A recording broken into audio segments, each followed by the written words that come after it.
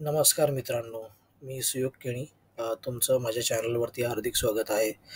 आज आपण एका शेअरबद्दल थोडा रिसर्च करणार आहोत. त्या शेअरचं नाव आहे CDSL.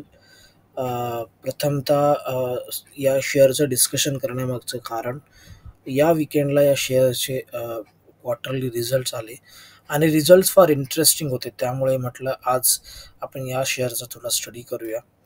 तर टेक्निकल चार्ट पाहण्याच्या आधी आपण थोडं रिसर्च करू कंपनीबद्दल, जे रिझल्ट आले आहेत ते. तर हे कंपनीचे रिझल्ट आहेत माझ्यासमोर. मी ते ओपन केले आहेत. कंपनीचा जर रेव्हेन्यू पाहाल, जो 31 मार्च 2024 या क्वार्टरमध्ये, म्हणजे जानेवारी, फेब्रुवारी, मार्च या क्वार्टरचा 3 महिन्याचा हा जो रेव्हेन्यू आहे तो 240 करोड आहे. रुपीज इन लॅक्स लिहिलं इथे. तर हा 240 करोड आहे आणि त्यांचं जे अदर इन्कम आहे ते 26 करोड आहे. असं टोटल मिळून 267 करोडचा बिझनेस या कंपनीने 3 महिन्यात रेव्हेन्यू केलेला आहे. हा रिझल्टला आपण मागच्या क्वार्टरसोबत, म्हणजे जे डिसेंबरला 31 डिसेंबर 2023ला क्वार्टर संपली, क्वार्टर ऑन क्वार्टर बेसिसवरती जर आपण हा रिझल्ट पाहिला तर उत्तम अशी ग्रोथ आहे. ऑलमोस्ट मोर दॅन 12% ग्रोथ मला दिसते क्वार्टर ऑन क्वार्टर बेसिसवरती. आणि आपण 1 वर्षाच्या आधीचे रिझल्ट पाहिले, म्हणजे मार्च 31 2023, तर मार्च 31 2023 मध्ये हा रेव्हेन्यू हा 125 करोड होता. 125 करोडवरून ऑलमोस्ट 240 करोड झालेला आहे रेव्हेन्यू फ्रॉम ऑपरेशन्स. आपण प्युअर ऑपरेशन्स बघू, कारण अदर इन्कममध्ये त्यांच्या प्युअर बिझनेसच्या व्यतिरिक्त जे काही इन्कम असतं ते असतं. सो माझ्या मते रेव्हेन्यू आपण कम्पेअर करू तर हा 240 करोड, जो 125 करोडहून 240 करोडचा रेव्हेन्यू झालेला आहे, म्हणजे ऑलमोस्ट डबल रेव्हेन्यू झालेला आहे. आणि जर आपण इयरली बेसिसवरती पाहिलं तर मागच्या वर्षी, म्हणजे मार्च 2023ला, म्हणजे FY23 मध्ये त्यांचं जे रेव्हेन्यू होतं ते 555 करोड होतं. ते वाढून 812 करोड झालेले, म्हणजे एक चांगल्या प्रकारची जंप या शेअरमध्ये आपण बघितलेली आहे रेव्हेन्यू फ्रंटवरती. जर तुम्ही ही रेव्हेन्यू फ्रंट जर पर्सेंटेजवर काढली तर ती ऑलमोस्ट 46% ग्रोथ आहे इयर ऑन इयर बेसिसवरती, which is very very crucial. आणि या कंपनीने एक अपडेट पण दिलेली आहे की टोटल त्यांचे जे डीमॅट अकाउंट आहेत, तर पर डेच्या हिशोबाने 1 लाखपेक्षा जास्त डीमॅट अकाउंट ही कंपनी ओपन करते. सो हे खूप क्रुशल आणि खूप मोठं आहे. यांचे जर तुम्ही एक्सपेन्सेस पाहिलात तर employee benefit expenses almost 27 crore रुपयाचे एम्प्लॉई बेनिफिट एक्सपेन्सेस आहेत.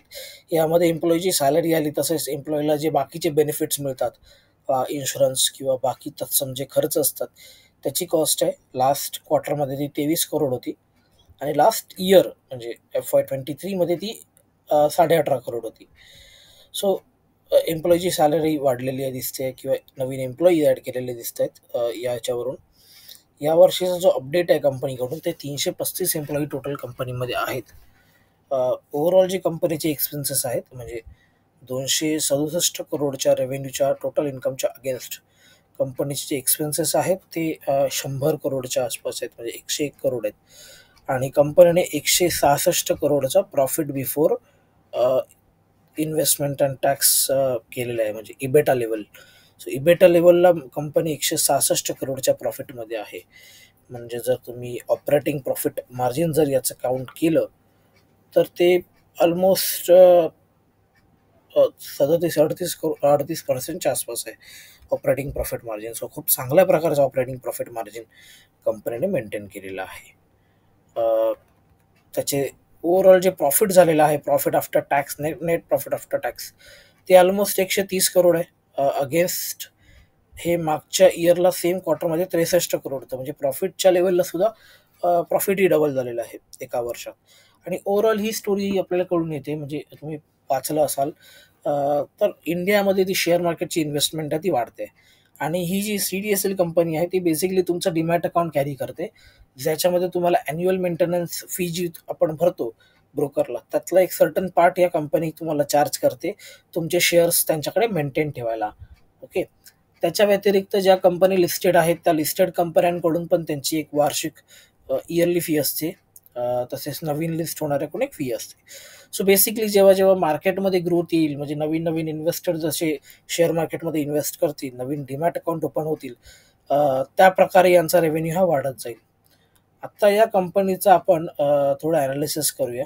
ही टिकर टेप नावाची वेबसाईट माझ्यासमोर आहे. सो ओव्हरऑल फंडामेंटली मला काय दिसतंय, कंपनीचा जो पी रेशो तो 51च्या आसपास आहे. डिव्हिडंड टिल्ट 1% आसपास आहे. यावर्षी कंपनीने टोटल ₹22 डिव्हिडंड डिक्लेअर केलेला आहे. ₹19 हा रेग्युलर डिव्हिडंड आहे आणि ₹3 हा तुमचा स्पेशल डिव्हिडंड आहे. सो ओव्हरऑल फंडामेंटली कंपनी खरंच स्ट्रॉंग आहे. एका स्ट्रॉंग टेरिटरीमध्ये आहे. स्ट्रॉंग बिझनेस आउटलुक दिसतोय. सो हे रेव्हेन्यू फोरकास्टिंग आहे. त्यांचं जे या कंपनीने केलेलं आहे, ते त्यांनी 907 करोडचा रेव्हेन्यू फोरकास्ट केला होता. त्याच्या व्यतिरिक्त त्याच्या अगेन्स्ट यावर्षी 907 करोडचा रेव्हेन्यू झालेला आहे. सो हे आय थिंक हे रिअल नंबर असावेत. फ्युचरचे याच्यामध्ये प्रोमध्ये येतात. बट एनी विच वे एक चांगली कंपनी आहे. जर तुम्ही याचं सर्व पॅरामीटर्स पाहाल तर याच्याबद्दल एक डिटेल ॲनालिसिस आपण नक्कीच करू. आता आपण थोडा चार्ट पॅटर्न बघूया. हा माझ्यासमोर CDSLचा चार्ट आहे. आपण डेली चार्टवरती याचं बघूया काय दिसतंय ते. डेली चार्टवरती तुम्ही पाहाल एक इथे रेंज बनली होती. ही एक रेंज होती. त्याच्यामध्ये हायज अँड लोज बनत होते आणि याचा ब्रेकआउट इथे दिलेला आहे स्टॉक्सने आणि त्यानंतर काही दिवस सस्टेन करतो आणि आय थिंक हा लाईफ टाईम हाय आहे. आज जो बनला आज सकाळी तो लाईफ टाईम हाय बनलेला आहे. इथे ऑलमोस्ट 22,240च्या आसपास. सो डेली चार्टवरती जर मी पाहिलं तर थोडं 2 दिवसापासून प्रॉफिट बुकिंग आहे ओव्हरऑल मार्केटमध्ये. तर या शेअरमध्ये पण थोडीफार प्रॉफिट बुकिंग दिसते. कदाचित हा 2000ची लेवल एकदा टेस्ट करेल, कन्सिडरिंग ओव्हरऑल मार्केट लेवल. आपण त्याचा विकली चार्ट पाहू. विकली चार्टमध्ये अतिशय चांगला चार्ट दिसतोय हा.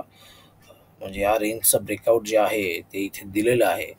मे बी हा एकदा टेस्ट करेल 2000, त्याच्यानंतर अपसाईड देऊ शकतो. कारण तुम्ही पाहिला तर याचे रिझल्ट चांगले आलेत. कंपनी अतिशय सुपरफास्ट ग्रोथमध्ये आहे. फ्युचरचे ग्रोथ आउटलुक खूप खूप चांगला दिसतोय. त्यामुळे company definitely fundamentally strongly place आहे आणि टेक्निकली पण जर तुमचा ह्याच्यामध्ये मंथली चार्ट जरी पाहिला तरी मंथली चार्टवर पण हा एक ब्रेकआउट आहे. ठीक आहे. जो आत्ता 1 मेला जो सुरू झाला, हा मेचा चार्ट आहे मंथली चार्टवर. पण हा मागच्या महिन्यात एप्रिलमध्ये त्यांनी चांगला ब्रेकआउट दिलेला आहे. म्हणजे तुम्ही इथे पाहाल तर इथे त्याने पहिला ब्रेकआउट दिला होता. ऑलमोस्ट 2000च्या लेवलला टच केलं. त्यानंतर मागचे 4-5 महिने तो एका लेवलमध्ये एका रेंज बाउंडमध्ये राहिला आणि आता परत त्याचा ब्रेकआउट दिलेला आहे. तर मंथली लेवलला पण आता चार्ट खूप चांगला दिसतोय. वीकलीवर पण एक ब्रेकआउट आहे. आता या वीकचा आपण बघू काय दिसतंय ते. आणि डेली बेसिसवरती एक सपोर्ट आहे. तर कदाचित हा सपोर्ट टेस्ट करून त्याची आपण चालू करेल. कारण फंडामेंटली कंपनी खूप चांगल्या याच्यात आहे.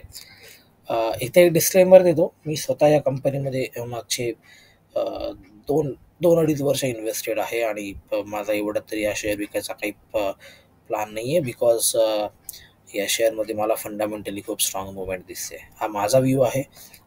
तुम्हाला एखाद्या शेअरमध्ये जर इन्व्हेस्टमेंट करायची असेल तर तुम्ही तुमच्या एकदा फायनान्शियल ॲडवायझरला विचारा, त्याची सल्ला मसलत घ्या आणि त्यानंतर डिसिजन तुम्ही तुमचा घेऊ शकता. आणि as I concern, I am invested in this company and I have very much confident on this company for next couple of years. So हा माझा व्ह्यू आहे. कसा वाटला नक्की कळवा.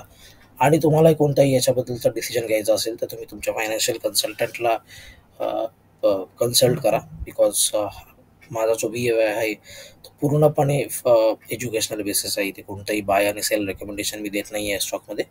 मी फक्त मला काय दिसतंय, मला काय वाटतंय ते शेअर करतो आणि माझं याच्यामध्ये पोझिशन निश्चित आहे, ती लाँग टर्म आहे. धन्यवाद.